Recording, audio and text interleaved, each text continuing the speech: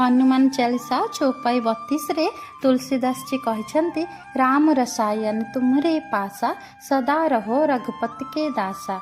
यह पछरे थिबा कहानी कहे जे स्वयं प्रभु रामंक ठारू मध्य तांको राम नाम बड़ अटे।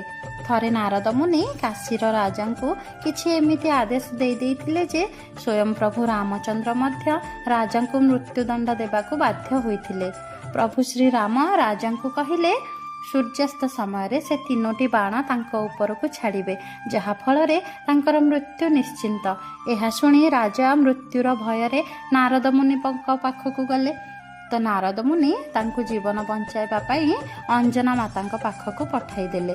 अंजना माता मृत्युदंड किए देइछंती न जानी राजा को प्रतिज्ञा करदेले जे हनुमान तांको प्राण रक्षा करिवे। परंतु हनुमान पछरे जानिबाकू पाइले जे से तो निजे ही तांको प्रभु रामंक विपक्षरे छिड़ा होइछंती। तेणु से चतुरतार प्रयोग करी राजा को कहिले तुमे सूर्यास्त पर्यंत सरयू नदी रे छिड़ा होई राम नाम जप कर। आउ राजा मृत्यु भୟରେ जोरे जोरे राम नाम जप करने लगिले। जेबे रामंक बाण आसे राजांक पाखकू तेबे हनुमान से तीर को धरी भांगी दियंती और काशीर राजा को मध्य बंचाई दियंती। जेबे प्रभु रामचंद्र हनुमान को यार कारण पचारिले तेबे हनुमान कहिले प्रभु जे व्यक्ति मुखरे आपणक नाम थाए सेही व्यक्ति को मु किपरि मृत्यु मुखरे छाड़ी देई थांती।